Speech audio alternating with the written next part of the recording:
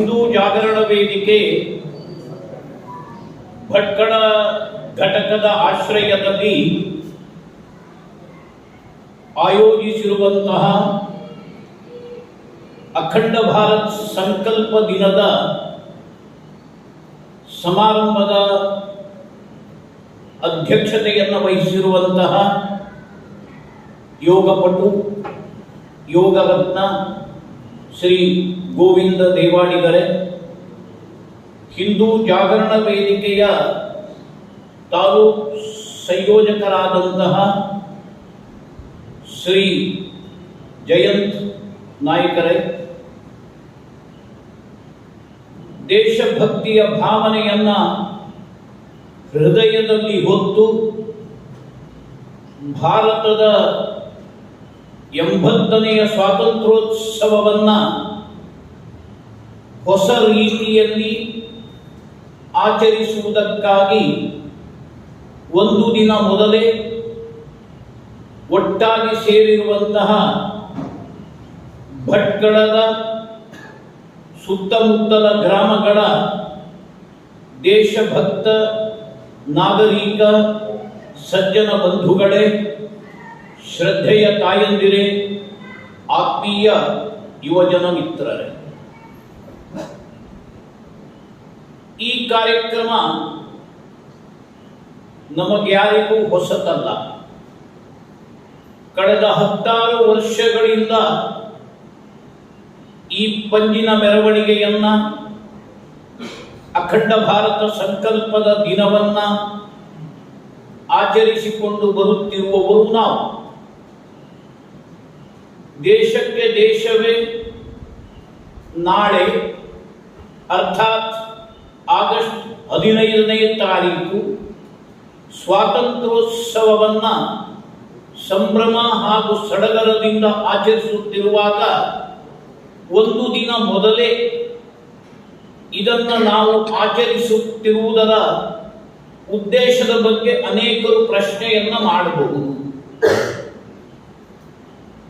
ಕೇವಲ ಭಟ್ಕಳದಲ್ಲಿ ಮಾತ್ರ ಅಲ್ಲ, ಇಡೀ ದೇಶದಲ್ಲಿ, ಅದರಲ್ಲಿಯೂ ಕರ್ನಾಟಕದಲ್ಲಿ ಕಳೆದ ಸುಮಾರು 50 ವರ್ಷಗಳಿಂದ ಆಗಸ್ಟ್ ತಿಂಗಳ 1ನೇ ತಾರೀಕಿನಿಂದ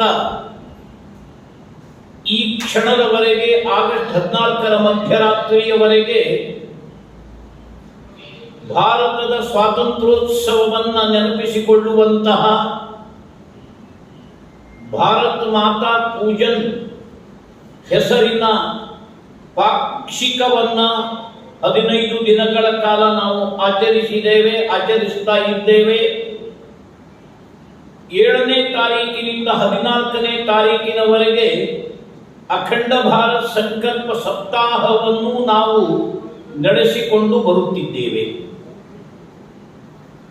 ಮಧ್ಯರಾತ್ರಿ ಇವತ್ತು 12 ಗಂಟೆಗೆ ಬಹಳಷ್ಟು ನಗರ ಪ್ರದೇಶಗಳಲ್ಲಿ ಭಾರತದ ರಾಷ್ಟ್ರಧ್ವಜವನ್ನು, ಅದರ ಜೊತೆಯಲ್ಲಿಯೇ ಧರ್ಮಧ್ವಜವನ್ನು ಏಕಕಾಲದಲ್ಲಿ ಆಚರಿಸುವಂತಹ ಕಾರ್ಯಕ್ರಮ, ಆ ನಂತರದಲ್ಲಿ ಸಭಾ ಕಾರ್ಯಕ್ರಮವೂ ನಡೆಯುವಂತಹದ್ದನ್ನ ನಾವು ನೋಡಿಕೊಂಡು ಬಂದಿದ್ದೇವೆ. ಇವತ್ತು ಮಧ್ಯರಾತ್ರಿ 12 ಗಂಟೆಗೆ ಬೆಂಗಳೂರು ಮಹಾನಗರದ ಬನಪ್ಪ ಪಾರ್ಕ್ನಲ್ಲಿ ಆ ಕಾರ್ಯಕ್ರಮ ನಡೆಯುವುದಿದೆ. ಸಾವಿರಾರು ಯುವಕರು ಮಧ್ಯರಾತ್ರಿಯಲ್ಲಿ ಒಗ್ಗಟ್ಟಾಗಿ ಸೇರಿ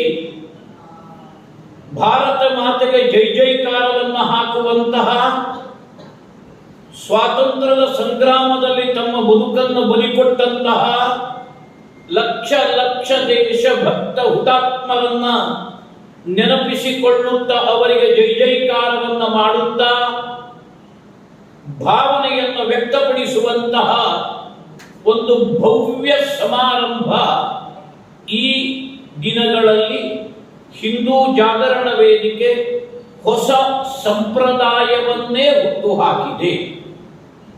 ಯಾಕೆ ಇದು? ಉದ್ದೇಶ ಏನು? ಬಂಧುಗಳೇ, ಲೆಕ್ಕದ ಪ್ರಕಾರ 80 ವರ್ಷಗಳು ಸಂದು ಹೋದವು ಭಾರತದ ಸ್ವಾತಂತ್ರ್ಯಕ್ಕೆ. ಸ್ವಾತಂತ್ರ್ಯ ಬಂತು, ಸ್ವಾತಂತ್ರ್ಯ ಬಂತು, ಸ್ವಾತಂತ್ರ್ಯ ಬಂತು, ಅದಕ್ಕಾಗಿ ಸ್ವಾತಂತ್ರ್ಯದ ದಿನ ಕೇಳುತ್ತೇವೆ ನಾವು. ಹಾಗಾದರೆ ಅದಕ್ಕಿಂತ ಮೊದಲು ಏನಿತ್ತು?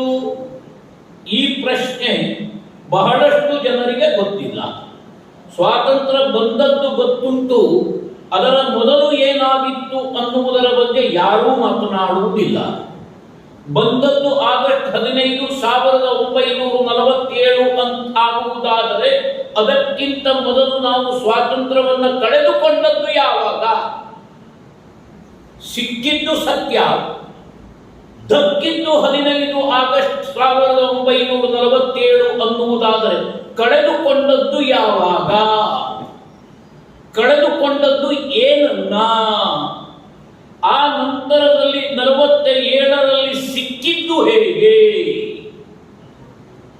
ಕಳೆದು ಹೋದದ್ದು ಸಿಕ್ಕಿದ್ದು ಹೇಗೆ ಸಿಕ್ತು? ಇದನ್ನ ಇತಿಹಾಸ ಅಂತ ಕರೀತೀವಿ. ಸ್ವಾತಂತ್ರ್ಯ ಬಂತು, ಸ್ವಾತಂತ್ರ್ಯ ಬಂತು, ಸ್ವಾತಂತ್ರ್ಯ ಬಂತು, ಡಬ್ಬವನ್ನ ಬಾರಿಸುವವರು ಎಲ್ಲರೂ ಬಾರಿಸ್ತಾ ಇದ್ದಾರೆ. ನಾಳೆ ಬಹುತೇಕ ಸ್ಕೂಲಿನ ಮಕ್ಕಳುಗಳು ಆಚರಿಸುವಂತ ಸ್ವಾತಂತ್ರ್ಯೋತ್ಸವ ಆಯಿಸಿ ನೋಡಿ. ಕೆಲವು 4 ಜನರ ಹೆಸರಿಗೆ ಜೈ ಜೈಕಾರ. ಭಾರತ್ ಮಾತಾ ಕಿ ಜೈ, ಭಾರತ್ ಮಾತಾ ಕಿ ಜೈ, पंडित जवाहरलाल नेहरू की जय, महात्मा गांधी जी की जय, इंदिरा गांधी जी की जय, राजीव गांधी जी की जय. ಅಲ್ಲಿಗೆ ಸೀಮಿತ ಆಗಿದೆ. ಆ ಭಾವನೆಯನ್ನು ಕೂಡ ಇಷ್ಟು ವರ್ಷಗಳಲ್ಲಿ ಹುಟ್ಟು ಹಾಕಿದ್ದಾರೆ. ಇನ್ನೂ ಕೆಲವರು ಹೇಳ್ತಾರೆ, ಖಡ್ಗ ಬಿನಾ ಡಾಲ್ ಸಾಬರಮತಿ ಕೆ ಸಂತನೆ ಕಿಯಾ ಕಮಾಲ್. ಭಜನೆ ಹೇಳ್ತಾರೆ. ಮಹಾತ್ಮ ಗಾಂಧಿಯವರಿಂದ ಭಾರತಕ್ಕೆ ಸ್ವಾತಂತ್ರ್ಯ ಬಂತು. ಅದು ಹೇಗೆ ಬಂತು ಅಂದ್ರೆ, ಖಡ್ಗವನ್ನೂ ಹಿಡಿಯಲಿಲ್ಲ, ಡಾಲನ್ನೂ ಹಿಡಿಯಲಿಲ್ಲ. ಖಡ್ಗ ಬಿನಾ ಡಾಲ್ ಸಾಬರಮತಿ ಕಿ ಸಂತನೆ ಕಿಯಾ ಕಮಾಲ್. ಇವತ್ತು ಆ ವಾತಾವರಣ ಇದೆ. ಅದರ ಅರ್ಥ ಅವರ ಯೋಗದಾನವನ್ನ, ಅವರ ತ್ಯಾಗವನ್ನ ಪ್ರಶ್ನೆ ಮಾಡುವ ಯೋಗ್ಯತೆ ನನಗಿಲ್ಲ, ಅದನ್ನು ನಾನು ಮಾಡುವುದೂ ಇಲ್ಲ. ಅದನ್ನು ಮೀರಿದಂತ ಸ್ವಾತಂತ್ರ್ಯ. ಗಾಂಧೀಜಿಯನ್ನು ಬಿಟ್ಟು, ನೆಹರುವನ್ನೂ ಬಿಟ್ಟು, ಇಂದಿರಾ ಗಾಂಧಿಯನ್ನೂ ಬಿಟ್ಟು ಇನ್ನೂ ನಡೆದಿದೆ ಭಾರತದ ನೆಲದಲ್ಲಿ ಸ್ವಾತಂತ್ರ್ಯದ ಸಂಗ್ರಾಮ. ಅದನ್ನು ಇವತ್ತಿನ ಯುವ ಜನಾಂಗಕ್ಕೆ ನೆನಪಿಸಿಕೊಡಬೇಕು. ಯಾವತ್ತೂ ಕೂಡ ಅಪ್ಪ ಗಳಿಸಿಟ್ಟ ಆಸ್ತಿಯ ವ್ಯಾಲ್ಯೂ, ಕಿಮ್ಮತ್ತು ಗೊತ್ತಾಗುವುದು ಯಾವಾಗ ಅಂದ್ರೆ ಆ ಅಪ್ಪನ ಪರಿಶ್ರಮದ ಬೆಲೆ ಗೊತ್ತಾದಾಗ. ಹಾಗಾದ್ರೆ ಭಾರತಕ್ಕೆ ಸಿಕ್ಕಿರುವ ಸ್ವಾತಂತ್ರ್ಯ 1-2 ವರ್ಷದ ಹೋರಾಟ. ಮಹಾತ್ಮ ಗಾಂಧಿಯವರು ಭಾರತದ ಸ್ವಾತಂತ್ರ್ಯದ ಹೋರಾಟಕ್ಕೆ ಕಾಲನ್ನು ಇಟ್ಟಿದ್ದು 1921ರಲ್ಲಿ. 21ರಲ್ಲಿ ಅವರು ಭಾರತದ ಸ್ವಾತಂತ್ರ್ಯದ ಹೋರಾಟಕ್ಕೆ ಕಾಲನ್ನು ಇಟ್ಟರು. ಅದಕ್ಕಿಂತ ಮುಂಚೆ ಭಾರತದ ನೆಲದಲ್ಲಿ ಸ್ವಾತಂತ್ರ್ಯದ ಹೋರಾಟ ನಡೆದಿಲ್ವಾ? ಎಷ್ಟು ವರ್ಷಗಳ ಕಾಲ ನಡೆಯಿತು? ಯಾರ ವಿರುದ್ಧ ಸ್ವಾತಂತ್ರ್ಯದ ಸಂಗ್ರಾಮ ನಡೆಯಿತು? ಯಾರು ನಮ್ಮಿಂದ ಸ್ವಾತಂತ್ರ್ಯವನ್ನು ಕಿತ್ತುಕೊಂಡು ಈ ದೇಶವನ್ನು ಆಳ್ತಾ ಇದ್ರು? ಅವರು ನಮ್ಮನ್ನು ತುಳಿದದ್ದು ಹೇಗೆ? ಕೊಂದದ್ದು ಹೇಗೆ? ಹಿಂಸಿಸಿದ್ದು ಹೇಗೆ? ಈ ಸ್ವಾತಂತ್ರ್ಯದ ಚಳುವಳಿಯನ್ನ ಹತ್ತಿಕ್ಕಿದ್ದು ಹೇಗೆ ಅನ್ನುವುದು ಇವತ್ತಿನ ಯುವ ಜನಾಂಗಕ್ಕೆ ಅರ್ಥ ಆಗಬೇಕು. ಅದನ್ನೇ ನಾವು ಹೇಳುವುದು ಭಾರತದ ಸ್ವಾತಂತ್ರ್ಯದ ಸಂಗ್ರಾಮದ ವೀರ ಇತಿಹಾಸ. ಭಾರತಕ್ಕೆ ಸ್ವಾತಂತ್ರ್ಯ ಸಿಕ್ಕಿದ್ದು ಬ್ರಿಟಿಷರು ಕೊಟ್ಟ ಭಿಕ್ಷೆ ಅಲ್ಲ. ಬ್ರಿಟಿಷರು ಕೊಟ್ಟ ಭಿಕ್ಷೆ ಅಲ್ಲ, ಅವರು ಬರೆದುಕೊಟ್ಟು ಹೋದ ಬಳುವಳಿ ಪತ್ರವೂ ಅಲ್ಲ. ಭಾರತದ ಸ್ವಾತಂತ್ರ್ಯದ ಸಂಗ್ರಾಮದ ಇತಿಹಾಸದ ಒಂದೊಂದು ಪುಟವು ಒಂದೊಂದು ಪುಟವು ರಕ್ತರಂಜಿತ ರಕ್ತರಂಜಿತ ರಕ್ತರಂಜಿತ. ಶುರುವಾದದ್ದು ಯಾವಾಗ? ಭಾರತ ಅನ್ನುವ ನಮ್ಮ ಮಾತೃಭೂಮಿ, ನಮ್ಮ ತಾಯಿ ನೆಲ. ಯಾರದ್ದು? ಹಿಂದೂಗಳದ್ದು.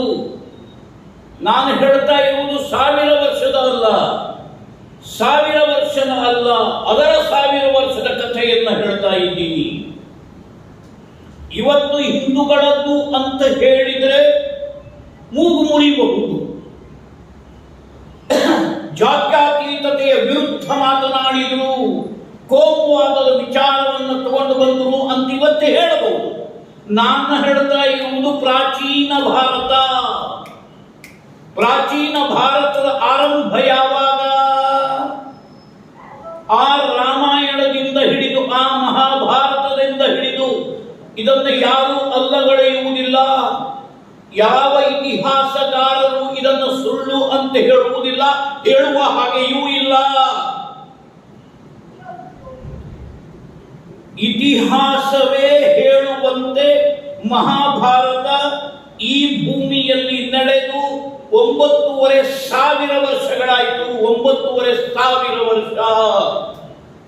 ಅಡುಗುದೂರಜ್ಜಿಯ ಕಥೆ ಅಲ್ಲ ಅದು. ಆ ಮಹಾಭಾರತದ ಕೃಷ್ಣ ಹುಟ್ಟಿದ ಮಥುರಾ, ನಡೆದಾಡಿದ ದ್ವಾರಕ, ಆ ಮಹಾಸಂಗ್ರಾಮ ನಡೆದ ಕುರುಕ್ಷೇತ್ರ ಇವತ್ತಿಗೂ ಜೀವಂತವಾಗಿ ಇದೆ. ಇವತ್ತಿಗೂ ಜೀವಂತವಾಗಿದೆ. 6,500 ರಾಮಾಯಣ, 9,500 ವರ್ಷದ ಹಿಂದೆ ನಡೆದ ರಾಮಾಯಣ, 6,500 ವರ್ಷದ ಹಿಂದೆ ನಡೆದ ಮಹಾಭಾರತ, ಆ ರಾಮ ಹುಟ್ಟಿದ ಅಯೋಧ್ಯೆ, ಆತ ನಡೆದಾಡಿದ ಹೆಜ್ಜೆಯ ಗುರುತುಗಳು, ಕಟ್ಟ ಕಡೆಯಲ್ಲಿ ಬಂದು ನಿಂತ ಆ ರಾಮೇಶ್ವರ, ಆ ರಾವಣನೊಂದಿಗೆ ಸಂಗ್ರಾಮವನ್ನ ಮಾಡಿದಂತಹ ಆ ಶ್ರೀಲಂಕಾ ಇವತ್ತಿಗೂ ಅಸ್ತಿತ್ವದಲ್ಲಿದೆ. ಯಾವ ಇತಿಹಾಸಕಾರನು ಆ ಕಾಲಘಟ್ಟವನ್ನ ಅಲ್ಲಗಳೆದಿಲ್ಲ. ಆ ಭಾರತದ ಬಗ್ಗೆ ಹೇಳ್ತಾ ಇದ್ದೀನಿ ನಾನು. ಅದು ಹಿಂದೂ ಭಾರತ, ಅದು ಹಿಂದೂ ಭಾರತ, ಅದು ಹಿಂದೂ ಭಾರತ. ಯಾಕೆ ಅಂತ ಹೇಳಿದ್ರೆ, ಇವತ್ತು ಹೆಸರಿಸುವ, ಇವತ್ತು ಗುರುತಿಸುವ ಯಾವ ಮತ ಸಂಪ್ರದಾಯವೂ ಹುಟ್ಟಿಯೇ ಇರಲಿಲ್ಲ. ಪ್ರವಾದಿ ಕಣ್ಣೇ ಬಿಟ್ಟಿರಲಿಲ್ಲ. ದೇವದೂತನ ಅವತಾರವೇ ಆಗಿರಲಿಲ್ಲ. ಅದು ಭಾರತ, ಅದು ಭಾರತ, ಅದು ಭಾರತ, ಅದು ಹಿಂದೂ ಭಾರತ, ಅದು ಹಿಂದೂ ಭಾರತ, ಅದು ಹಿಂದೂ ಭಾರತ. ಆ ಭಾರತದ ಮೇಲಿನ ಕಣ್ಣು ಜಗತ್ತು ಕಾಲು ಇಟ್ಟದ್ದು ಕ್ರಿಸ್ತ ಪೂರ್ವದ ವರ್ಷಗಳಲ್ಲಿ. ಗ್ರೀಕರು ಬಂದರು, ಹೂಣರು ಬಂದರು, ಶಕರು ಬಂದರು, ಯವನರು ಬಂದರು. ಎಲ್ಲಿಂದ ಬಂದರು? ಹೊರಗಿನಿಂದ ಬಂದರು. ಯಾಕಾಗಿ ಬಂದರು? ಇಲ್ಲಿಯ ಸಿರಿ ಸಂಪತ್ತುಗಳನ್ನ, ವಿದ್ಯೆ ಬುದ್ಧಿಗಳನ್ನ ಕಂಡು ಕಂಗಾಲಾಗಿ ಅದನ್ನು ಕೊಳ್ಳೆ ಹೊಡೆಯುವುದಕ್ಕಾಗಿ ಬಂದರು.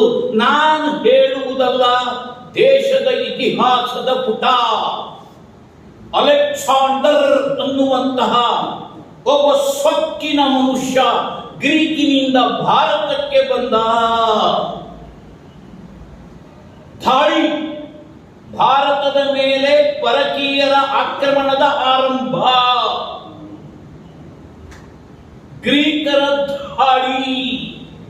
ಅದನ್ನು ಪುರೂರವ ಅನ್ನುವಂತಹ ಒಬ್ಬ ಪುಟ್ಟ ರಾಜ ತನ್ನ ಬಿಲ್ಲು ಮತ್ತು ಬಾಣದಿಂದ ಅವನ ಕಾಲನ್ನು ಹೊಡೆದು ಕೊಳೆತು ಹೋಗುವಂತೆ ಮಾಡಿ ಅವನು ಭಾರತವನ್ನು ಬಿಟ್ಟು ಓಡಿ ಹೋಗುವಂತಹ ಪರಿಸ್ಥಿತಿಯಿಂದ ಆರಂಭವಾದಂತಹ ಭಾರತದ ಸ್ವಾತಂತ್ರ್ಯದ ಸಂಗ್ರಾಮ ಮುಕ್ತಾಯ ಆದದ್ದು ನೇತಾಜಿ ಸುಭಾಷ್ ಚಂದ್ರ ಬೋಸರ ಆಜಾದ್ ಹಿಂದ್ ಸೈನ್ಯದ ಕಟ್ಟ ಕಡೆಯ ಬಂದೂಕಿನ ಗುಂಡಿನಿಂದ. 1000 ವರ್ಷ ಅಲ್ಲ, 1000 ವರ್ಷ ಅಲ್ಲ, ಸಾವಿರಾರು ವರ್ಷ. ಇದು ಭಾರತದ ಸ್ವಾತಂತ್ರ್ಯದ ಸಂಗ್ರಾಮ. ವಿವರಿಸುವುದಕ್ಕೆ ಹೋಗುವುದಿಲ್ಲ, ಸಮಯದ ಕೊರತೆ. 600 ವರ್ಷ ಭಾರತದ ಇತಿಹಾಸದ ಪುಟವನ್ನು ತಿರುಚಿ ಓದಿ ನೋಡಿ ಅದು ಹೇಳುವುದೇನು? 600 ವರ್ಷಗಳ ಈ ನಮ್ಮ ಮಾತೃಭೂಮಿಯಾದ ಭಾರತವನ್ನ ಮೊಘಲರು ಆಳಿದರು. ಮೊಘಲರು ಅಂದ್ರೆ ಯಾರು? ಮುಸಲ್ಮಾನರು. ಆದಿಲ್ ಶಾಹಿ, ಬರೀದ್ ಶಾಹಿ, ನವಾಬ್ ಶಾಹಿ, ಕುತುಬ್ ಶಾಹಿ ಕುರುಹುಗಳು ಇವತ್ತಿಗೂ ಜೀವಂತವಾಗಿದೆ. ಯಾಕಾಗಿ ಯುದ್ಧ? ಈ ನಮ್ಮ ಮಾತೃಭೂಮಿಯಾದ ಭಾರತವನ್ನ ಗೆಲ್ಲುವುದಕ್ಕಾಗಿ ಆರಂಭದಲ್ಲಿ ನಡೆಯಿತು ಸಂಗ್ರಾಮ. ಘಜ್ನಿ ಬಂದ, ಘೋರಿ ಬಂದ, ಖಿಲ್ಜಿ ಬಂದ, ಚಂಗೇಜ್ ಖಾನ್ ಬಂದ. ಇತಿಹಾಸದ ಪುಟಗಳು ಸಾರಿ ಹೇಳುವುದು, ಒಬ್ಬರ ಹಿಂದೆ ಒಬ್ಬರು, ಮತ್ತೊಬ್ಬರ ಹಿಂದೆ ಮತ್ತೊಬ್ಬರು ದಂಡೆತ್ತಿ ಬಂದದ್ದು ಭಾರತದ ಕಡೆಗೆ. ಬಂದದ್ದು ಯಾಕೆ? ಆರಂಭದಲ್ಲಿ ಅವರೆಲ್ಲರೂ ಬಂದದ್ದು ಭಾರತದ ಸಿರಿ ಸಂಪತ್ತುಗಳನ್ನು ಕೊಳ್ಳೆ ಹೊಡೆಯುವುದಕ್ಕಾಗಿ, ದರೋಡೆ ಮಾಡುವುದಕ್ಕಾಗಿ, ಲೂಟಿಗೈಯುವುದಕ್ಕಾಗಿ. ಘಜ್ನಿಯ ದಂಡಯಾತ್ರೆ 11 ಬಾರಿ, ಗೋರಿಯ ದಂಡಯಾತ್ರೆ 16 ಬಾರಿ. ಆಳುವುದಕ್ಕಾಗಿಯೇ ಬಂದದ್ದಾದ್ರೆ 16 ಬಾರಿ ಆತ ವಾಪಸ್ ಯಾಕೆ ಹೋಗ್ತಾ ಇದ್ದ?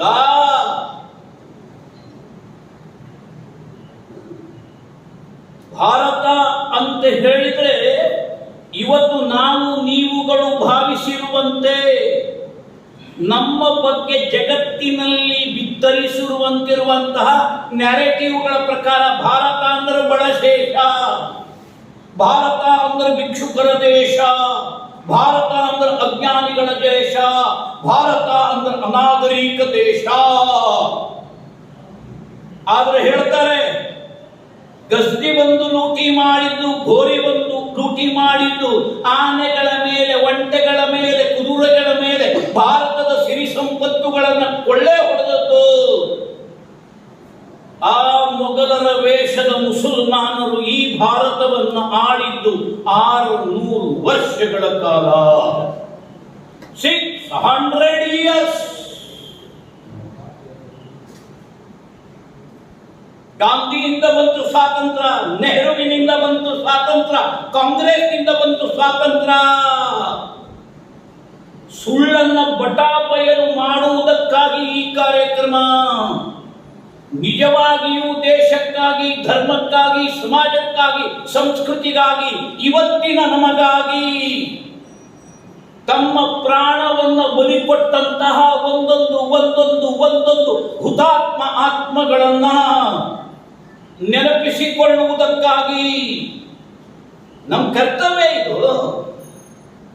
ಇವತ್ತು ನಾವು ಯಾವ ಸ್ವಾತಂತ್ರ್ಯದ ಹೆಸರಿನಲ್ಲಿ ಬಿಟ್ಟಿಯಾಗಿ ನಡ್ಕೊಳ್ತಾ ಇದ್ದೀವಿ. ಹೆಸರು ಸ್ವಾತಂತ್ರ್ಯ. ಯಾವ ಮಟ್ಟಕ್ಕೆ ಹೋಗಿ ಮುಟ್ಟಿದೆ ಸ್ವಾತಂತ್ರ್ಯ ಅಂದ್ರೆ ಅದು ಸ್ವೇಚ್ಛಾಚಾರವಾಗಿ. ಮೊನ್ನೆ ದಿಲ್ಲಿಯಲ್ಲಿ ಒಂದು ಪ್ರತಿಭಟನೆ ನಡೀತು, ಪ್ರಜಾಪ್ರಭುತ್ವದ ಉಳಿವಿಗಾಗಿ ಪ್ರತಿಭಟನೆ. ಅಲ್ಲಿ ಹೆಣ್ಣು ಮಕ್ಕಳು ಪ್ಯಾಂಟಿನ ಜಿಪ್ಪನ್ನು ಕಳಚಿಕೊಂಡು ಎದೆಯ ಬ್ರಾವನ್ನು ಬಿಚ್ಚಿ ಪ್ರಧಾನಮಂತ್ರಿಯನ್ನು ಅವಾಚ್ಯವಾಗಿ ನಿಂದಿಸುವ ಮೂಲಕ ಸ್ವಾತಂತ್ರ್ಯವನ್ನು ಬಟಾಬೈಲಿಗೊಳಿಸಿದ್ರು. ಬಟಾಬೈಲಿ ಅದೇ ಸ್ವಾತಂತ್ರ್ಯ, ಅದಕ್ಕಾಗಿ ಸ್ವಾತಂತ್ರ್ಯ. ಬಂಧುಗಳೇ, ಒಂದು ತುತ್ತು ಅನ್ನವನ್ನು ತಿನ್ನುವಾಗ, ಪ್ರತಿ ದಿನದ ಒಂದು ತುತ್ತು ಕೂಳನ್ನು ತಿನ್ನುವಾಗ, ನೆಮ್ಮದಿಯಿಂದ ನಿದ್ರೆಗೆ ಹೋಗಬೇಕಾದಾಗ ನಾವು ನೆನೆಸಬೇಕಾಗಿದ್ದು, ನೆನಪಿಸಿಕೊಳ್ಳಬೇಕಾಗಿದ್ದು ಇವತ್ತಿನ ನಮ್ಮ ಸುಖಕ್ಕಾಗಿ, ಇವತ್ತಿನ ನಮ್ಮ ನೆಮ್ಮದಿಗಾಗಿ, ಇವತ್ತಿನ ನಮ್ಮ ಸ್ವಾತಂತ್ರ್ಯಕ್ಕಾಗಿ ಅಂದು ಸತ್ತು ಸ್ವರ್ಗ ಸೇರಿ ಶೂನ್ಯವಾದವರನ್ನು ನೆನಪಿಸ್ಕೊಳ್ಬೇಕಲ್ಲ, ಅದನ್ನ ಕೃತಜ್ಞತೆ ಅಂತ ಹೇಳ್ತಾರೆ. ಕೃತಜ್ಞತೆ ಉಪಕಾರ ಅಲ್ಲ. ತುತ್ತು ಅನ್ನ, ತಂಗಳ ಅನ್ನವನ್ನ ತಿಂದ ನಾಯಿ, ತಂಗಳ ಅನ್ನವನ್ನು ತಿಂದ ನಾಯಿ ಕೃತಜ್ಞತೆಯಿಂದ ನಮ್ಮ ಮನೆಯ ಬಾಗಿಲನ್ನು ಕಾಯುತ್ತದೆ. ನಮಗಾಗಿ ತಮ್ಮ ಯೌವನವನ್ನು ಬಲಿಕೊಟ್ಟಂತಹ ಲಕ್ಷ ಲಕ್ಷ ಲಕ್ಷ ಲಕ್ಷ ಲಕ್ಷ ದೇಶಭಕ್ತರನ್ನ ಮರೆತದ್ದೇ ಆದರೆ ನಮ್ಮನ್ನು ಏನಂತ ಕರಿಬೇಕು? ಇವತ್ತು ಭಾರತ ಅದು ಮಾಡ್ತಾ ಇದೆ. ಭಾರತ ಯಾವ ಸ್ವಾತಂತ್ರ್ಯದ ಸಮಾರಂಭದಲ್ಲೂ ನೇತಾಜಿ ಸುಭಾಷ್ ಚಂದ್ರ ಬೋಸ್ ಕಿ ಜೈ ಇಲ್ಲ, ಸ್ವಾತಂತ್ರ್ಯ ವೀರ ಸಾವರ್ಕರ್ ಜಿ ಕಿ ಜೈ ಇಲ್ಲ, ಝಾನ್ಸಿ ರಾಣಿ ಲಕ್ಷ್ಮೀ ಬಾಯಿ ಕಿ ಜೈ ಇಲ್ಲ, ಕಿತ್ತೂರು ರಾಣಿ ಚೆನ್ನಮ್ಮ ಕಿ ಜೈ ಇಲ್ಲ, ಸಂಗೊಳ್ಳಿ ರಾಯಣ್ಣ ಕಿ ಜೈ ಇಲ್ಲ, ಛತ್ರಪತಿ ಶಿವಾಜಿ ಮಹಾರಾಜ್ ಕಿ ಜೈ ಇಲ್ಲ, ರಾಣಾ ಪ್ರತಾಪ್ ಸಿಂಹ ಕಿ ಜೈ ಇಲ್ಲ. ಇದು ಸ್ವಾತಂತ್ರ್ಯೋತ್ಸವದ ಆಚರಣೆ. ಖಡ್ಗ ಬಿನಾ ಢಾಲ್ ಸಾಬರಮತಿ ಕೆ ಸಂತ ನೆ ಕಿಯಾ ಕಮಾಲ್. ಎಷ್ಟು ನಾವು ನೀತಿ ಕೆಟ್ಟು ಕೃತಜ್ಞರಾಗಿದ್ದೇವೆ ಅಂತ ಹೇಳಿದ್ರೆ, ಭಾರತದ ಸ್ವಾತಂತ್ರ್ಯಕ್ಕಾಗಿ ಎರಡೆರಡು ಬಾರಿ ತಾನು ಅಂಡಮಾನಿನ ಜೈಲಿನಲ್ಲಿ ಕರಿನೀರಿನ ಶಿಕ್ಷೆಯನ್ನ ಅನುಭವಿಸಿ ಇಡೀ ತನ್ನ ಕುಟುಂಬವನ್ನ, ಅಣ್ಣನನ್ನ, ತಮ್ಮನನ್ನ, ಅತ್ತಿಗೆಯನ್ನ ಸ್ವಾತಂತ್ರ್ಯದ ಹೋರಾಟಕ್ಕೆ ಬಲಿ ಕೊಟ್ಟನು ಆ ಮಹಾನ್ ಸ್ವಾತಂತ್ರ್ಯ ವೀರ ಸಾವರ್ಕರ್ ಅವರ ಬಗ್ಗೆ ನಾಲಿಗೆಯನ್ನು ಚಪ್ಪಲಿ ಮಾಡ್ಕೊಂಡು ಮಾತಾಡ್ತಾ ಇದ್ದೀವಿ. ದೇಶಕ್ಕಾಗಿ ಏನೂ ಗೊತ್ತಿಲ್ಲ. ಸ್ವಾತಂತ್ರ್ಯದ ಹೆಸರಿನಲ್ಲಿ, ಪ್ರಜಾತಂತ್ರದ ಹೆಸರಿನಲ್ಲಿ ಅಪ್ಪನಿಂದ ಬಂದ ಆಸ್ತಿ ಅಧಿಕಾರ ಅಂತ ಹೇಳಿ ಭೋಗಿಸುವ ಸುಖಿಗಳು ನಿಂದಿಸುವುದು ಯಾರನ್ನ? ಸ್ವಾತಂತ್ರ್ಯ ವೀರ ಸಾವರ್ಕರ್ ಅವರನ್ನ. ಅದನ್ನು ಸಹಿಸಿಕೊಂಡು ಸಮಾಜ ಸುಮ್ಮನಿದೆ. ಇದನ್ನು ಕೃತಜ್ಞತೆ ಅಂತ ಕರಿತೀವ? ಹೆಸರು ಹೇಳಬೇಕಾದರೂ ಆ ಸ್ವಾತಂತ್ರ್ಯ ವೀರ ವಿನಾಯಕ ದಾಮೋದರ ಸಾವರ್ಕರ್ ಅಂತ ಹೇಳಬೇಕಾದರೂ ನಮ್ಮ ನಾಲಿಗೆಗಳಿಗೆ ಯೋಗ್ಯತೆ ಇಲ್ಲ. ಯಾವ ಬಡತನದಲ್ಲಿ ಇಡೀ ಕುಟುಂಬವನ್ನ ಬೆಂಕಿಯಲ್ಲಿ ಹಾಕಿ ಸುಟ್ಟು ಪಡವಾರ ಕಷ್ಟವನ್ನು ಪಟ್ಟು ಕರಿನೀರಿನ ಶಿಕ್ಷೆಯ ವಿವರಣೆಯನ್ನು ಕೇಳಿ ನೀವು ಗೂಗಲ್ಗೆ ಹೋಗಿ ಅವರನ್ನು ನಿಂದಿಸ್ತೀವಿ, ಬಾಯಿಗೆ ಬಂದ ಹಾಗೆ ಮಾತಾಡ್ತೀವಿ. ಆದರೂ ಸಮಾಜ ಸುಮ್ಮನಿದೆ. ಛತ್ರಪತಿ ಶಿವಾಜಿ ಮಹಾರಾಜರನ್ನು ಕೂಡ ಮರಾಠ ನಾಯಕನನ್ನಾಗಿ ಔರಂಗಜೇಬನ ವಿರುದ್ಧ ದಂಗ ಎದ್ದಂತಹ ದ್ರೋಹಿಯಾಗಿ ಬಿಂಬಿಸುವ ಕೆಲಸವನ್ನ ಇವತ್ತಿಗೂ ಮಾಡ್ತಾ ಇದ್ದಾರೆ. ಇದು ಅವರಿಗೆ ಮಾಡುವ ದ್ರೋಹ ಅಲ್ವಾ? ಯಾಕೆ? ಅವ್ರು ಯಾರು ಅನ್ನುವುದೇ ಗೊತ್ತಿಲ್ಲ. ಅವ್ರು ಯಾರು ಅನ್ನುವುದನ್ನು ಗೊತ್ತು ಮಾಡಿಯೇ ಕೊಟ್ಟಿಲ್ಲ.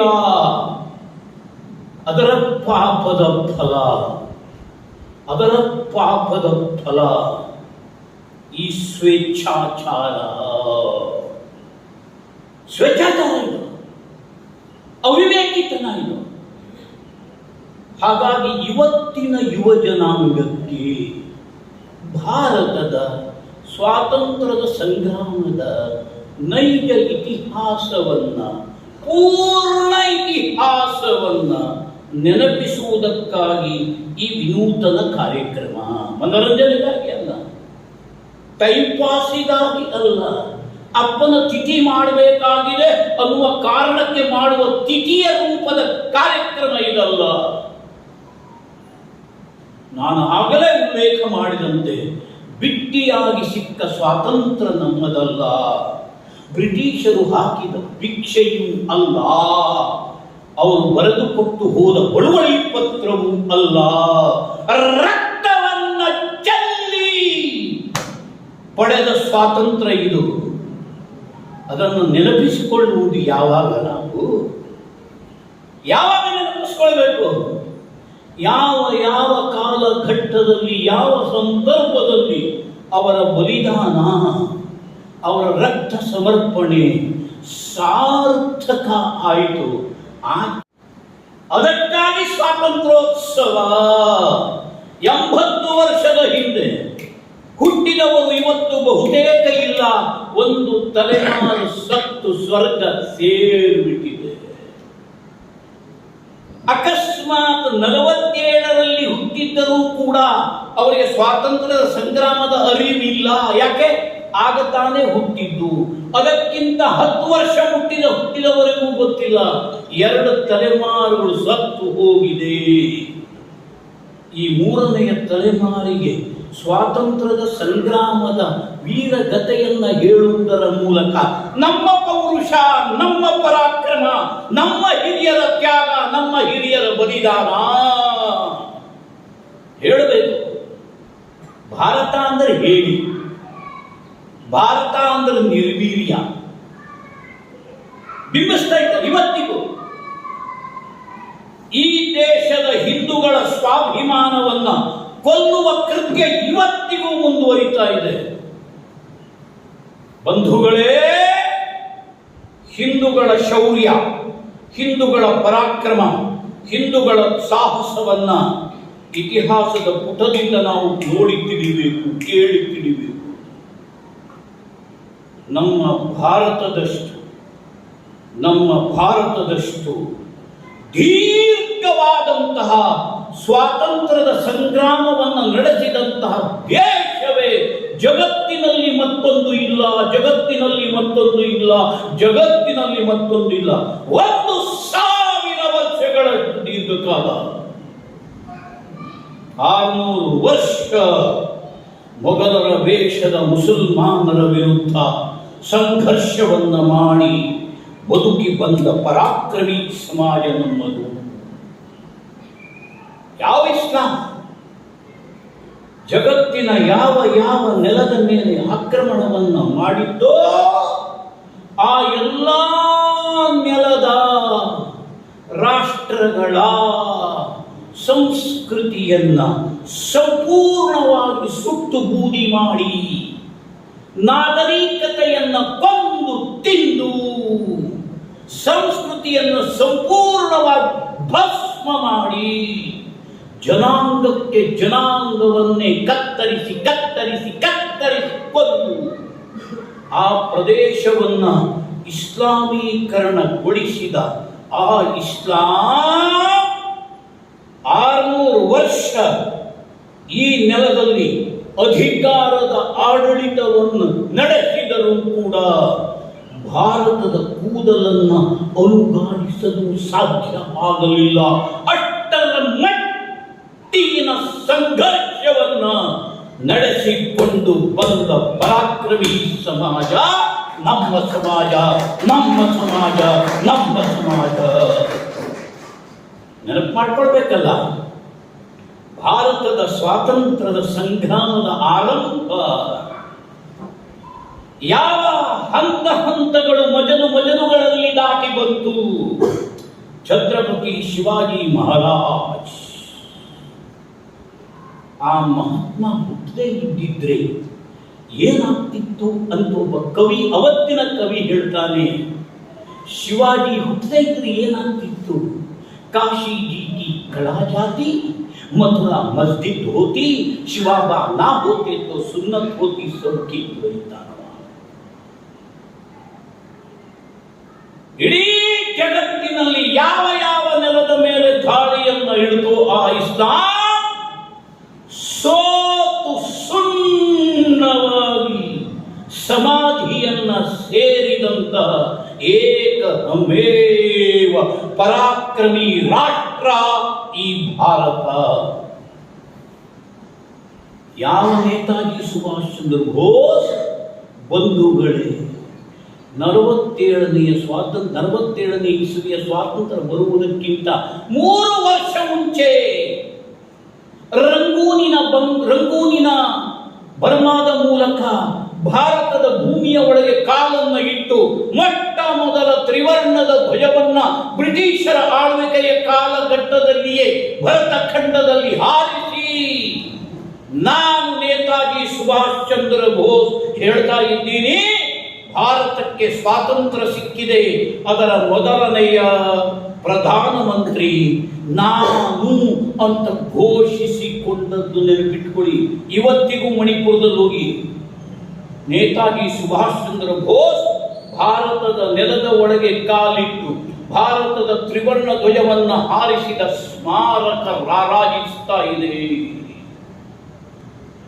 ಇವನು ಬದುಕಿಬಿಟ್ರೆ ನಮ್ಮ ಅಧಿಕಾರಕ್ಕೆ ಕುತ್ತು ಅಂತ ಹೇಳಿ ಕಥೆಯನ್ನು ನಾನು ವಿವರಿಸುವುದಕ್ಕೆ ಹೋಗುವುದಿಲ್ಲ, ಅದರ ಅವಶ್ಯಕತೆಯೂ ಇಲ್ಲ. ಬಂಧುಗಳೇ, ಈ ಸ್ವಾತಂತ್ರ್ಯಕ್ಕೆ ನಮ್ಮ ಸ್ವಾತಂತ್ರ್ಯದ ಹೋರಾಟಕ್ಕಾಗಿ ಬಲಿ ಕೊಟ್ಟಂತಹ ಎಲ್ಲರನ್ನು ಆ ಪೂರ್ವನಿಂದ ಹಿಡಿದು ಈ ಸುಭಾಷ್ ಚಂದ್ರ ಬೋಸ್ರವರೆಗೆ ಎಲ್ಲರನ್ನೂ ನೆನಪಿಸಿಕೊಳ್ಳಬೇಕು ಮತ್ತು ಉಳಿಸಿಕೊಟ್ಟ ಸ್ವಾತಂತ್ರ್ಯದ ರಕ್ಷಣೆಗೆ ಇವತ್ತಿನವರೆಗೆ ಈ ನಮ್ಮ ದೇಶಕ್ಕಾಗಿ, ಈ ನಮ್ಮ ಸಮಾಜಕ್ಕಾಗಿ, ಅದರ ಸುರಕ್ಷತೆಗಾಗಿ ಬದುಕನ್ನು ಬಲಿಕೊಟ್ಟಂತಹ ಸೈನಿಕರು 1948ನೇ ಇಸವಿಯಲ್ಲೇ ಹುಟ್ಟುವುದಕ್ಕಿಂತ ಮುಂಚೆಯೇ ಪಾಕಿಸ್ತಾನ ಭಾರತದ ಮೇಲೆ ಯುದ್ಧವನ್ನು ಮಾಡಿತು. ಆ ಸಂದರ್ಭದಲ್ಲಿ ಸತ್ತ ಸೈನಿಕರು ಭಾರತದ ಸುರಕ್ಷತೆಗಾಗಿ ಸತ್ತವರು. 62ರ ಚೀನಾ ಯುದ್ಧದಲ್ಲಿ, 64ರ ಪಾಕಿಸ್ತಾನದ ಯುದ್ಧದಲ್ಲಿ, 71ರ ಬಾಂಗ್ಲಾ ವಿಮೋಚನೆಯ ಸಂದರ್ಭದಲ್ಲಿ, ಕಾರ್ಗಿಲ್ ಸಂದರ್ಭದಲ್ಲಿ, ಮೊನ್ನೆಯ ಉರಿಯಲ್ಲಿ ನಡೆದಂತಹ ಬಾಂಬ್ ದಾಳಿಯಲ್ಲಿ, ನಕ್ಸಲರ ವಿರುದ್ಧ ನಡೆದಂತಹ ಕಾರ್ಯಾಚರಣೆಗಳಲ್ಲಿ ಭಾರತದ ಸುರಕ್ಷತೆಗಾಗಿ, ಅಂದರೆ ನಮ್ಮ ಸುಖಕ್ಕಾಗಿ, ನಮ್ಮ ಸ್ವಾತಂತ್ರ್ಯಕ್ಕಾಗಿ, ನಮ್ಮ ಬದುಕಿಗಾಗಿ, ನಮ್ಮ ಮಕ್ಕಳ ಭವಿಷ್ಯಕ್ಕಾಗಿ ಬಲಿಯನ್ನು ಕೊಟ್ಟಂತಹ ಪ್ರತಿಯೊಬ್ಬರನ್ನು ಯಾವಾಗ ನೆನಪಿಸ್ಕೊಳ್ಬೇಕು? ಸ್ವಾತಂತ್ರ್ಯ ಸಿಕ್ಕಿದಂತಹ ಈ ಕ್ಷಣದಲ್ಲಿ ನೆನಪಿಸ್ಕೊಳ್ಬೇಕು. ಅದಕ್ಕಾಗಿ ಅಖಂಡ ಭಾರತ ಸಂಕಲ್ಪದ ದಿನ ಬರುತ್ತದೆ.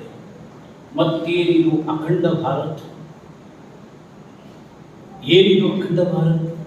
ಯಾಕಿದು ಅಖಂಡ ಭಾರತ? ಇದನ್ನು ನೆನಪಿಸಲೇಬೇಕು. ಅದನ್ನು ಹೇಳಿ ನನ್ನ ಮಾತನ್ನು ಮುಗಿಸ್ತೀನಿ. ಬಂಧುಗಳೇ, 1947 ಆಗಸ್ಟ್ 14ರ ಮಧ್ಯರಾತ್ರಿ ಸ್ವಾತಂತ್ರ್ಯ ಬಂತು ಅಂತ ಡಬ್ಬ ಬಾರಿಸಿದರಲ್ವಾ, ಅದೇ ಸಂದರ್ಭದಲ್ಲಿ ಇನ್ನೊಂದು ನಡೆದ ದುರ್ಘಟನೆ ಭಾರತದ ವಿಭಜನೆ. ಯಾರು ಬಾಯಿ ಬಿಡೋದಿಲ್ಲ. ಭಾರತದ ವಿಭಜನೆ ಯಾವಾಗಾಯ್ತು?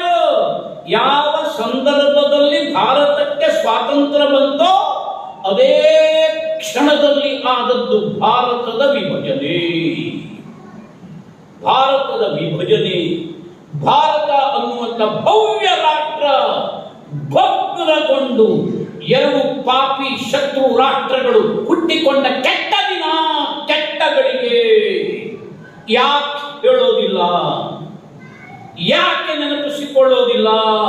ಈ ಪಾಪವನ್ನು ಮಾಡಿದ ದ್ರೋಹಿಗಳು ಯಾರು?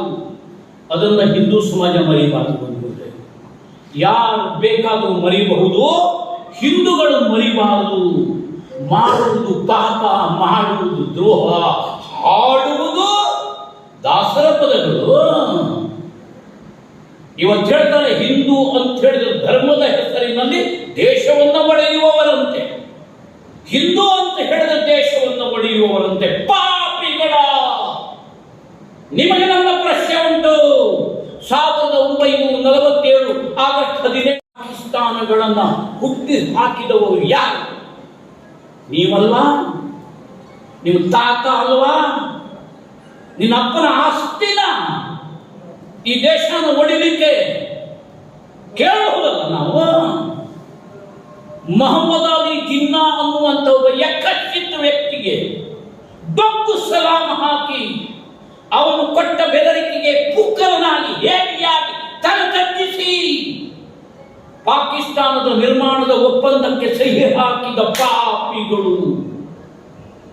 ಯಾವುದರ ಹೆಸರಲ್ಲಿ ದೇಶ ತುಂಡು ಮಾಡಿದಿರಿ ನೀವು?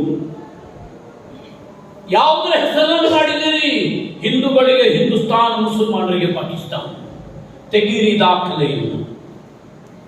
ಇನ್ನು ಯಾವ ವಿಚಾರವೂ ಇರಲಿಲ್ಲ, ಯಾವ ವಿಚಾರವೂ ಇರಲಿಲ್ಲ, ಯಾವ ಸಿದ್ಧಾಂತವೂ ಇರಲಿಲ್ಲ. ದೇಶದ ವಿಭಜನೆ ಸ್ವಾತಂತ್ರ್ಯ ಪ್ರಾಪ್ತಿಯ ಸಂದರ್ಭದಲ್ಲಿ ಆದದ್ದು ಹಿಂದೂಗಳಿಗೆ ಹಿಂದೂಸ್ತಾನ್, ಮುಸಲ್ಮಾನರಿಗೆ ಪಾಕಿಸ್ತಾನ. ನಾನು ಹೇಳಿದ್ದಲ್ಲ, ಪಾಕಿಸ್ತಾನದ ನಿರ್ಮಾಪಕ ಮೊಹಮ್ಮದ್ ಅಲಿ ಜಿನ್ನಾ ಹೇಳಿದ್ದು. ಹಿಂದೂಗಳಿಗೆ ಹಿಂದೂಸ್ತಾನ್, ಮುಸಲ್ಮಾನರಿಗೆ ಪಾಕಿಸ್ತಾನ್. ಅಲ್ಲಿಯವರೆಗೆ ಈ ಗಾಂಧೀಜಿ, ಈ ನೆಹರು ಇವರೆಲ್ಲ ಹಾಕಿದ ಘೋಷಣೆ ಹಿಂದೂ ಮುಸ್ಲಿಂ ಭಾಯಿ ಭಾಯಿ, ಹಿಂದೂ ಮುಸ್ಲಿಂ ಭಾಯಿ ಭಾಯಿ, ಹಿಂದೂ ಮುಸ್ಲಿಂ ಭಾಯಿ ಭಾಯಿ. ಮೊಹಮ್ಮದ್ ಅಲಿ ಜಿನ್ನಾ ಹೇಳಿದ ಓದೋ ಸಚ್ತ, ಅದು ಸತ್ಯ. ಎಲ್ಲಿಯವರೆಗೆ? ಆಷ್ಟಕ್. ಇವತ್ತಿನವರೆಗೆ ಸತ್ಯ, ನಾಳೆಯಿಂದ ಅಲ್ಲ. ಹಮ್ ಮುಸಲ್ಮಾನ್ ಬಡೆ ಬಾಯಿ ಹುಂಕೆ ಸಾಥ್ ನಹ ರಹ ಸಕ್ತೆ. ಹಿಂದೂಗಳ ಜೊತೆಯಲ್ಲಿ, ದೊಡ್ಡಣ್ಣನ ಜೊತೆಯಲ್ಲಿ ನಮಗೆ ಬದುಕಲಿಕ್ಕೆ ಇಷ್ಟ ಇಲ್ಲ. ನಮ್ಮ ಪಾಲು ನಮಗೆ ಕೊಟ್ಟು ಬಿಡಿ, ನಮ್ಮ ಪಾಲು ನಮಗೆ ಕೊಟ್ಟು ಬಿಡಿ, ನಾವು ಸಪರೇಟ್ ಆಗಿ ಹೋಗ್ತೀವಿ ಅಂತ ಕೇಳಿಕೊಂಡದ್ದು ಪಾಕಿಸ್ತಾನವನ್ನ ಮೊಹಮ್ಮದ್ ಅಲಿ ಜಿನ್ನಾನ ಮುಸ್ಲಿಂ ಲೀಗ್ ಇದೇ ನೆಲೆಯಲ್ಲಿ. ಬರೀ ಆತ ಕೇಳಿ ಪಡೆದುಕೊಂಡು ಕೂತ್ಕೊಳ್ಳಿಲ್ಲ. ಸ್ವಾತಂತ್ರ್ಯ ಪಡೆದು ಪಾಕಿಸ್ತಾನ ಹುಟ್ಟಿದ 24 ಗಂಟೆಗಳ ಒಳಗಾಗಿ ಅಲ್ಲಿದ್ದ ಹಿಂದೂಗಳನ್ನ ಏನೇನು ಮಾಡಿದ್ರು, ಏನೇನು ಮಾಡಿಕೊಂಡು ತಿಂದ್ರು. ಇತಿಹಾಸದ ಪುಟಗಳೇ ಸಾಕ್ಷಿ. ಇವತ್ತಿನ ಪಾಕಿಸ್ತಾನದ ಜನಸಂಖ್ಯೆಯೇ ಸಾಕ್ಷಿ. 26% ಇದ್ದ ಹಿಂದೂಗಳು ಅವತ್ತು 1947 ಆಗಸ್ಟ್ 14 ಒಪ್ಪಂದ ಆದ ದಿನ ಪಾಕಿಸ್ತಾನದಲ್ಲಿ ಇದ್ದ ಹಿಂದೂಗಳ ಸಂಖ್ಯೆ 26%. ಇವತ್ತು 2%ಗೆ ಬಂದಿದ್ದಾರೆ. ಯಾಕೆ? ಮುಸಲ್ಮಾನರಿಗಾಗಿ ಪಾಕಿಸ್ತಾನ. ಇಲ್ಲಿದೆ ಕತೆ ಬಾಂಗ್ಲಾದೇಶ್, ಅವತ್ತಿನ ಪೂರ್ವ ಪಾಕಿಸ್ತಾನ. ಅಲ್ಲಿಯ ಹಣೆ ಬರಹವೂ ಅದೇ. ಸ್ವಲ್ಪ ಜಾಸ್ತಿ ಇದ್ದ ಹಿಂದೂಗಳು ಇವತ್ತು ಬದುಕುವುದಕ್ಕಾಗಿ ಬಡಿದಾಡ್ತಾ ಇದ್ದಾರೆ. ಕ್ಷಣದಲ್ಲಿ ಅವರ ಮೇಲೆ ಅಟ್ಯಾಕ್ ನಡೀತಾ ಇದ್ದಾರೆ. ಕೊಲ್ಲುವವರನ್ನ ಕೊಲ್ತಾ ಇದ್ದಾರೆ, ಕಿತ್ಕೊಂಡು ಹೋಗ್ತಾ ಇದ್ದಾರೆ, ಲೂಟಿ ಮಾಡ್ತಾ ಇದ್ದಾರೆ, ರೇಪ್ ಮಾಡೋರನ್ನು ರೇಪ್ ಮಾಡ್ತಾ ಇದ್ದಾರೆ, ಮತಾಂತರ ಮಾಡುವವರನ್ನು ಮಾಡ್ತಾನೆ ಇದ್ದಾರೆ. ಯಾಕೆ? ಅದು ಮುಸಲ್ಮಾನರಿಗಾಗಿ ಪಾಕಿಸ್ತಾನ. ಭಾರತ ಏನಾಗಬೇಕಾಗಿತ್ತು? ಭಾರತ ಹೇಗಾಗಬೇಕಾಗಿತ್ತು? ಹಿಂದೂಗಳಿಗೆ ಮಾಡಿದ ದ್ರೋಹ ಇದೆಯಲ್ಲ, ಮುಸಲ್ಮಾನರಿಗಾಗಿ ಪಾಕಿಸ್ತಾನ, ಹಿಂದೂಗಳಿಗಾಗಿ ಹಿಂದೂಸ್ತಾನ್. ಆ ಎರಡೂ ಪ್ರದೇಶಗಳು ಮುಸಲ್ಮಾನರಿಗಾಗಿ ಪಾಕಿಸ್ತಾನ ಆಯಿತು. ಭಾರತ ಏನಾಯ್ತು? ಅವತ್ತು 4% ಇದ್ದ ಮೈನಾರಿಟಿ ಇವತ್ತು 20% ಅನ್ನು ಸಮೀಪಿಸ್ತಾ ಇದ್ದಾರೆ. ಇದೇನು ಆಕಸ್ಮಿಕ ಅಲ್ಲ. ಹಿಂದೂಗಳ ಜನಸಂಖ್ಯೆ 96 ಇದ್ದದ್ದು 79ಕ್ಕೆ ಬರ್ತದೆ. 4% ಇದ್ದ ಮುಸಲ್ಮಾನರು 20ರ ಸಮೀಪಕ್ಕೆ ದಾಟ್ತಾ ಇದ್ದಾರೆ. ಹಾಗಾಗಿದ್ದು ಅವತ್ತು ಹೇಳ್ತಾನೆ ಮೊಹಮ್ಮದ್ ಅಲಿ ಜಿನ್ನಾ, ಮೊಟ್ಟ ಮೊದಲನೆಯ ಪಾಕಿಸ್ತಾನದ ಸ್ವಾತಂತ್ರ್ಯೋತ್ಸವದ ಸಂದರ್ಭದಲ್ಲಿ ಕರಾಚಿಯಿಂದ ಲಾಹೋರ್ನಿಂದ ಭಾಷಣವನ್ನು ಮಾಡಿ ಹೇಳ್ತಾನೆ, ಹಸ್ ಹಸ್ತೆ लिए ಪಾಕಿಸ್ತಾನ್ ಲಡ್ಕೆ रहेंगे ಹಿಂದೂಸ್ತಾನ್. ಅವತ್ತೇಳಿದ್ರು ಹಸ್ ಹಸ್ತೆ लिए ಪಾಕಿಸ್ತಾನ್, ನಗ್ತಾ ನಗ್ತಾ ನಗುತ್ತಾ ನಾವು ಪಾಕಿಸ್ತಾನವನ್ನು ತಗೊಂಡಿದ್ದೀವಿ, ಲಡ್ಕೆ ಲೇಂಗೆ ಹಿಂದೂಸ್ತಾನ್, ಯುದ್ಧ ಮಾಡಿ ಭಾರತವನ್ನು ಪಡೆಯೋಣ. ಇವತ್ತು ಭಾರತದ ನೆಲದಲ್ಲಿ ನಡೆದಿರುವಂತಹ ದಂಗೆಗಳು, ಹಿಂಸೆಗಳು, ಲೂಟಿಗಳು, ಅತ್ಯಾಚಾರಗಳು, ಕಾಶ್ಮೀರದ ದಂಗೆಗಳು, ಮಾಲ್ಡಾದ ಹಿಂಸೆಗಳು, ಅಸ್ಸಾಮಿನ ಆಕ್ರಮಣಗಳು, ಕೇರಳದ ಬೆಂಕಿಯ ಚೆಂಡುಗಳು, ಆಲಿಗಡದಲ್ಲಿ ಸುಟ್ಟು ಬೀಳುವ ಬೂದಿಗಳು, ಶಾಹೀನ್ ಬಾಗ್ನಲ್ಲಿ ನಡೆಯುವ ಆಕ್ರಮಣಗಳು, ಇವೆಲ್ಲವೂ ಲಡ್ಕೆ ಲೇಂಗೆ ಹಿಂದೂಸ್ತಾನ್ ಅದರ ಸಾಕ್ಷಾತ್ಕಾರ. ಡೆಮೋಗ್ರಫಿಕಲ್ ಜಿಹಾದ್, ಲಡ್ಕೆ ಲೇಂಗೆ ಹಿಂದೂಸ್ತಾನ್. ಭಾರತವನ್ನು ತಮ್ಮ ವಶಕ್ಕೆ ತಗೊಳ್ಬೇಕು. ಹೇಗೆ? ಲ್ಯಾಂಡ್ ಜಿಹಾದ್, ಲ್ಯಾಂಡ್ ಜಿಹಾದ್, ಎಕನಾಮಿಕ್ ಜಿಹಾದ್, ಲವ್ ಜಿಹಾದ್, ಜಿಹಾದ್, ಅಂಡರ್ ವರ್ಲ್ಡ್ ಜಿಹಾದ್. ಲಡ್ಕೆ ಲೇಂಗೆ ಹಿಂದೂಸ್ತಾನ್. 80 ವರ್ಷಗಳ ಹಿಂದೆ ಮೊಹಮ್ಮದ್ ಅಲಿ ಜಿನ್ನಾ ಭಾರತದ ಮುಸಲ್ಮಾನರಿಗೆ ಕೊಟ್ಟ ಸಂದೇಶ ಲಡ್ಕೆ ಲೇಂಗೆ ಹಿಂದೂಸ್ತಾನ್. ಅದಕ್ಕಾಗಿ ಭಯೋತ್ಪಾದನೆಯ ಕೃತ್ಯಗಳು, ಪಾರ್ಲಿಮೆಂಟಿನ ಮೇಲೆಯೇ ದಾಳಿ, ಪಾರ್ಲಿಮೆಂಟಿನ ಮೇಲೆಯೇ ದಾಳಿ, ಮಠ ಮಂದಿರಗಳ ಮೇಲೆ ಬಾಂಬ್ ಆಕ್ರಮಣ, ರೈಲ್ವೆಯ ಡಬ್ಬಿಯ ಒಳಗೆ ಬಾಂಬ್ ಸ್ಫೋಟ. ಆಕಸ್ಮಿಕ ಅಲ್ಲ, ಯಾರೋ ಪುಂಡರು ಎಸಗುವ ಪುಂಡಾಟಿಕೆ ಅಲ್ಲ. ಲಡ್ಕೆ ಲೇಂಗೆ ಹಿಂದೂಸ್ತಾನ್ ಅದರ ಸಾಕ್ಷಾತ್ಕಾರ. ಡೆಮೋಗ್ರಫಿಕಲ್ ಜಿಹಾದ್ ಭಯಾನಕ ಸ್ವರೂಪವನ್ನು ಪಡೀತಾ ಇದೆ. ಯಾವ ಯಾವ ಭೂಪ್ರದೇಶದಲ್ಲಿ ಹಿಂದೂಗಳ ಜನಸಂಖ್ಯೆ ಕಡಿಮೆ ಆಗಿದೆಯೋ ಅಲ್ಲಿಂದ ಹಿಂದೂಗಳು ವಲಸೆ ಹೋಗುವಂತಹ ದುಸ್ಥಿತಿಯನ್ನು ನಾವೆಲ್ಲ ಕಡೆ ಮಾಲ್ಡಾ 23ರ ದೀದಿಯ ಚುನಾವಣೆಯ ಗೆಲುವಿನ ಆ ಕ್ಷಣದಲ್ಲಿ ಮೊನ್ನೆಯವರೆಗೆ ಬಂಗಾಳದಲ್ಲಿ ಹಿಂದೂಗಳ ಮೇಲೆ ನಡೆದ ದಾಳಿಯ ಇತಿಹಾಸದ ಪುಟವನ್ನು ತೆಗೆಯಿರಿ. ಡೆಮೋಗ್ರಫಿಕಲ್ ಜಿಹಾದಿನ ದುಷ್ಪರಿಣಾಮ. ಉದ್ದೇಶ ಲಡ್ಕೆ ಲೇಂಗೆ ಹಿಂದೂಸ್ತಾನ್, ಲಡ್ಕೆ ಲೇಂಗೆ ಹಿಂದೂಸ್ತಾನ್. ಯಾವ ಪಾಪಿಗಳು, ಯಾವ ದ್ರೋಹಿಗಳು 47ನೇ ಇಸ್ವಿಯಲ್ಲಿ ಸ್ವಾತಂತ್ರ್ಯ ಪಡೆಯುವ ಆ ಕ್ಷಣದಲ್ಲಿ ಮೊಹಮ್ಮದ್ ಅಲಿ ಜಿನ್ನಾನಿಗೆ ಸೋತು ಶರಣ. ನಾನು ಬಹಳ ಎಚ್ಚರಿಕೆಯಿಂದ ಹೇಳ್ತಾ ಇದ್ದೀನಿ ಬಂಧುಗಳೇ, ಈ ನೆಹರುವಿಗೆ, ಈ ಗಾಂಧೀಜಿಗೆ ಭಾರತವನ್ನ ತುಂಡು ಮಾಡುವ ಅಧಿಕಾರ ಇರಲಿಲ್ಲ. ಅಧಿಕಾರವನ್ನು ಯಾರೂ ಕೊಟ್ಟಿರಲಿಲ್ಲ. ಏನು ಹೇಳಿತ್ತು ಭಾರತದ ಜನತೆ? ಗಾಂಧೀಜಿ, ನೀವು ಸ್ವಾತಂತ್ರ್ಯದ ಹೋರಾಟದ ನೇತೃತ್ವವನ್ನು ವಹಿಸಿ, ಭಾರತಕ್ಕೆ ನ್ಯಾಯವನ್ನು ಕೊಡಿಸಿ, ಸ್ವಾತಂತ್ರ್ಯವನ್ನು ಕೊಡಿಸಿ ಅಂತ ನಂಬಿಕೆ ಇಟ್ಟು ಅವರಿಗೆ ಜವಾಬ್ದಾರಿಯನ್ನು ಕೊಟ್ಟಿದ್ದೇ ಹೊರತು ಅವರ ಅಪ್ಪನ ಆಸ್ತಿ ಅಲ್ಲ ಭಾರತ ಪಾಲು ಮಾಡಿಕೊಡುವುದಕ್ಕೆ. ಬಡೇ ಭಾಯಿಯೋ ಕೆ ಸಾಥ್ ಹಮ್ ನಹೀ ರಹ ಸಕ್ತಾ ಹೈ ಅಂತೇನು ತಗೊಂಡು ಹೋಗಿದ್ರು. ನಿಮ್ಗೆ ಯಾರು ಕೊಟ್ಟರು ಅಧಿಕಾರ? ದಸ್ಕತ್ ಹಾಕ್ಲಿಕ್ಕೆ ನಿಮಗೆ ಅಧಿಕಾರ ಕೊಟ್ಟವರು ಯಾರು? ಭಾರತದ ಕಾನೂನು ಏನು ಹೇಳುತ್ತದೆ? ಪಿತ್ರಾರ್ಜಿತ ಆಸ್ತಿಯನ್ನ ಅಣ್ಣ ತಮ್ಮನ ಒಪ್ಪಿಗೆ ಇಲ್ಲದೆ ಮಾರಾಟ ಮಾಡುವ ಅಧಿಕಾರ ಅಣ್ಣನಿಗೆ ಇಲ್ಲ. ಭಾರತದ ಕಾನೂನು ಹೇಳೋದು ಪಿತ್ರಾರ್ಜಿತ ಆಸ್ತಿಯನ್ನ ಅಣ್ಣ ತಮ್ಮಂದಿರ ಒಪ್ಪಿಗೆ ದಸ್ಕತ್ ಇಲ್ಲದೆ ಮಾರಾಟ ಮಾಡುವುದಕ್ಕೆ ಅಣ್ಣನಿಗೆ ಅಧಿಕಾರ ಇಲ್ಲ. ಭಾರತ ಮಹಾತ್ಮ ಗಾಂಧೀಜಿಯವರ ಕಾಂಗ್ರೆಸ್ಸಿನ ಅಪ್ಪನ ಪ್ರಾಪರ್ಟಿ ಅಲ್ಲ. ನೀವು ಯಾಕೆ ಹಾಕಿದಿರಿ ದಸ್ಕತ್? ನಿಮಗೆ ಯಾವ ಅಧಿಕಾರ? ಅನಿವಾರ್ಯ ಆಗಿತ್ತಂತವರಿಗೆ. ಅರೆ ಅನಿವಾರ್ಯ ಆಗಿದ್ದರೆ ನೀನು ಅಧಿಕಾರದ ಜಾಗವನ್ನು ಬಿಟ್ಟು ಕೊಟ್ಟು ಹೊರಗೆ ಬರಬೇಕಾಗಿತ್ತು, ನೀನು ಹೊರಗೆ ಬರಬೇಕಾಗಿತ್ತು. ತಾಕತ್ ಇದ್ದ ಸರ್ದಾರ್ ವಲ್ಲಭಭಾಯ್ ಪಟೇಲ್ ಅವರಿಗೆ ಪಾಠವನ್ನು ಕಲಿಸ್ತಾ ಇದ್ದ.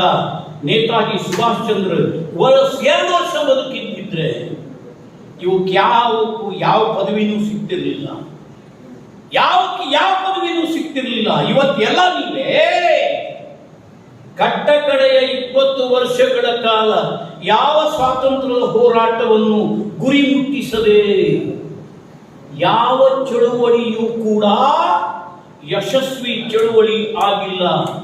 ಬ್ರಿಟಿಷರ ಬೆದರಿಕೆಗೆ ಬಗ್ಗಿ ಎಲ್ಲ ಚಳವಳಿಗಳನ್ನು ನೀವು ವಾಪಸ್ ತಗೊಂಡಿದ್ದೀರಾ. ನೀವು ಎಲ್ಲ ಚಳವಳಿಗಳನ್ನ. ಈ ಸತ್ಯವನ್ನು ಸಮಾಜದ ಎದುರುಗಡೆ ಬಿಚ್ಚಿಡಬೇಕು.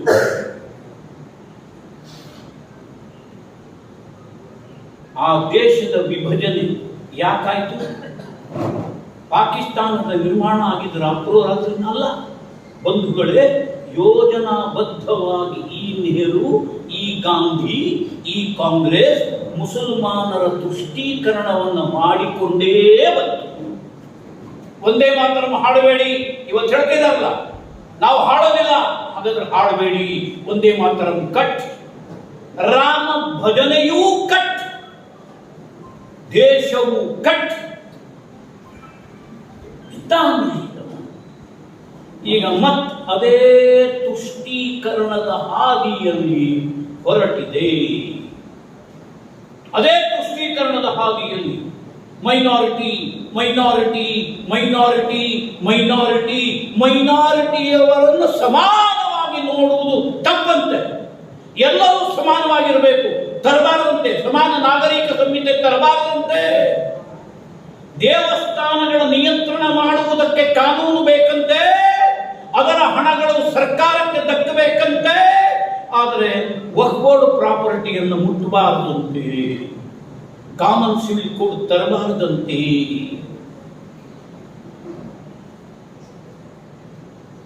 ಎಲ್ಲಿ ಹೋಗ್ತಾ ಇದೆ ಇದು? ಯಾವುದೇ ಕಾನೂನು ದೇಶದಲ್ಲಿ ಜಾರಿ ಮಾಡಬಾರದು, ದೇಶ ಒಂದಾಗಿ ಕಾಣಿಸಬಾರದು. ಇದು ತುಷ್ಟೀಕರಣದ ಮತ್ತೊಂದು ಹೆಜ್ಜೆ. ಅದರ ಪರಿಣಾಮ ಭಾರತ ಇನ್ನೊಂದು ವಿಭಜನೆಯ ಕಡೆಗೆ ಹೋಗುವುದನ್ನು ನೋಡ್ತಾ ಇದ್ದೇವೆ. ಹಾಗಾಗಿ ಬಂಧುಗಳೇ, ಈ ದೇಶ ವಿಭಜನೆಯ ಘಟನೆ ಹಿಂದೂಗಳಿಗೆ ಒಂದು ಎಚ್ಚರಿಕೆಯ ಗಂಟೆ. 47ರಲ್ಲಿ ಆದ ತೀರ್ಮಾನ ಹಿಂದೂಗಳಿಗೆ ಹಿಂದೂಸ್ತಾನ್, ಮುಸಲ್ಮಾನರಿಗೆ ಪಾಕಿಸ್ತಾನ್, ಹಿಂದೂಗಳಿಗಾಗಿ ಹಿಂದೂಸ್ತಾನ್ ಅನ್ನುವುದನ್ನು ಕಾಯ್ದುಕೊಂಡು ಹೋಗುವುದು ಪ್ರತಿಯೊಬ್ಬ ಹಿಂದುವಿನ ಹೊಣೆಗಾರಿಕೆ. ಸುದೀರ್ಘವಾಗಿ ಸಾಗಿದಂತಹ ಭಾರತದ ಸ್ವಾತಂತ್ರ್ಯದ ಸಂಗ್ರಾಮದ ಆ ಲಕ್ಷಾಂತರ ದೇಶಭಕ್ತರ ಬಲಿದಾನಕ್ಕೆ ಬೆಲೆಯನ್ನು ಕಟ್ಟುವವರು ನಾವಾಗಬೇಕು. ಯಾವ ಕಾರಣಕ್ಕೂ ಅವರ ಬಲಿದಾನ ವ್ಯರ್ಥ ಆಗಬಾರದು. ಕುತ್ತಿಗೆಯನ್ನು ನೇಣುಗಂಬಕ್ಕೆ ಒಡ್ಡಿದವರ ಎದೆಯ ಗುಂಡಿಯನ್ನು ಬ್ರಿಟಿಷರ ಕೋವಿಗೆ ಕೊಟ್ಟವರ, ಆ ಇಸ್ಲಾಮಿನ ಖಡ್ಗಕ್ಕೆ ಸಿಕ್ಕು ರಸ್ತೆಯಲ್ಲಿ ಸತ್ತವರ ನಮಗಿಲ್ಲ. ಸತ್ತು ಸ್ವರ್ಗ ಸೇರಿದ, ರಸ್ತೆಯಲ್ಲಿ ಹೆಣವಾದ, ಉರುಳನ್ನ ಕುತ್ತಿಗೆಗೆ ಕೊಟ್ಟಂತಹ ಕೋಟ್ಯಾಂತರ ದೇಶ ಭಕ್ತರ ಆತ್ಮಗಳು ದೇಶದಲ್ಲಿ ಸುತ್ತಾಡ್ತಾ ಇದ್ದಾವೆ. ನಮ್ಮ ಬಲಿದಾನಕ್ಕೆ ಸಿಕ್ಕ ಭಾರತವನ್ನ, ಧರ್ಮವನ್ನ, ದೇಶವನ್ನ, ಸಮಾಜವನ್ನ, ಸಂಸ್ಕೃತಿಯನ್ನ ಈ ಮುಂದಿನ ಪೀಳಿಗೆ ರಕ್ಷಿಸ್ತಾ ಇದೆಯಾ? ಕಾಯ್ತಾ ಇದೆಯಾ? ಮುಂದಿನ ಪೀಳಿಗೆಗೆ ಸುರಕ್ಷಿತವಾದ ಭಾರತವನ್ನ, ಸುರಕ್ಷಿತವಾದ ಧರ್ಮವನ್ನ, ಸುರಕ್ಷಿತವಾದ ಸಮಾಜವನ್ನ, ಸುರಕ್ಷಿತವಾದ ಸಂಸ್ಕೃತಿಯನ್ನ ಕಾಯ್ದು ಇಡುವಂತಹ ಸಾಮಾಜಿಕ ಪ್ರಜ್ಞೆಯನ್ನ ತೋರಿಸ್ತಾ ಇದ್ದಾರಾ ಅಂತ ಆ ಆತ್ಮಗಳು ಕಾಯ್ತಾ ಇದೆ. ಜೊತೆಯಲ್ಲಿ ಬಂಧುಗಳೇ, ಈ ಅನ್ನದ ಋಣ ಇದೆಯಲ್ಲ, ಸಮಾಜದ ಋಣ, ಒಂದು ಮಾತೃ ಋಣ, ಇನ್ನೊಂದು ಸಮಾಜದ ಋಣ. ಇದು ಮುಗಿಯುವುದಿಲ್ಲ. ಇದನ್ನ ಈ ಜನ್ಮದಲ್ಲ, ಏಳೇ ಜನ್ಮದಲ್ಲಿ ನಾವು ಋಣವನ್ನು ತೀರಿಸಬೇಕಾಗ್ತದೆ. ಈ ಅಖಂಡ ಭಾರತ ಸಂಕಲ್ಪದ ಕಾರ್ಯಕ್ರಮದ ಸಂದರ್ಭದಲ್ಲಿ ನಾವು ನಮ್ಮ ಆತ್ಮಕ್ಕೆ, ನಮ್ಮ ಆತ್ಮಸಾಕ್ಷಿಗೆ ಪ್ರಶ್ನೆಯನ್ನು ಕೇಳಿಕೊಳ್ಳೋಣ. ಲಕ್ಷಾಂತರ ದೇಶ ಭಕ್ತರ ತ್ಯಾಗ ಬಲಿದಾನದಿಂದ ಸಿಕ್ಕಂತ ಈ ಧರ್ಮ, ಈ ದೇಶ, ಈ ಸಮಾಜ, ಈ ಸಂಸ್ಕೃತಿಯನ್ನ ಮುಂದಿನ ತಲೆಮಾರಿಗೆ ಸುರಕ್ಷಿತವಾಗಿ ಹಸ್ತಾಂತರಿಸುವಂತ ಕೆಲಸಕ್ಕೆ ನಾನು ಬದ್ಧನಾಗ್ತೇನೆ. ಸಮಾಜದ ಋಣ, ದೇಶದ ಋಣವನ್ನ ತೀರಿಸುವಂತ ದಿಟ್ಟ ಸಂಕಲ್ಪವನ್ನ ಮಾಡ್ತೀನಿ. ಅಖಂಡ ಭಾರತ ನಿರ್ಮಾಣ ಮಾಡುವುದರ ಮೂಲಕ ಒಂದು ಸಶಕ್ತ ಭಾರತದ ನಿರ್ಮಾಣವನ್ನು ಮಾಡುವಂತ ನಿರ್ಧಾರವನ್ನು ಕೈಗೊಳ್ತೀನಿ ಅಂತ ನಾನು ಈ ಸಂದರ್ಭದಲ್ಲಿ ಸಂಕಲ್ಪ ತೊಟ್ಟದ್ದೇ. ಆದರೆ ಈ ವಿನೂತನ ವಿಶೇಷ ಕಾರ್ಯಕ್ರಮಕ್ಕೆ ಅರ್ಥ ಬರ್ತದೆ ಅಂತ ಹೇಳಿ ನನ್ನ ವಿಚಾರವನ್ನು ಹೇಳಿ ನನ್ನ ಮಾತನ್ನು ಮುಗಿಸ್ತೇನೆ. ಜೈ ಶ್ರೀರಾಮ್.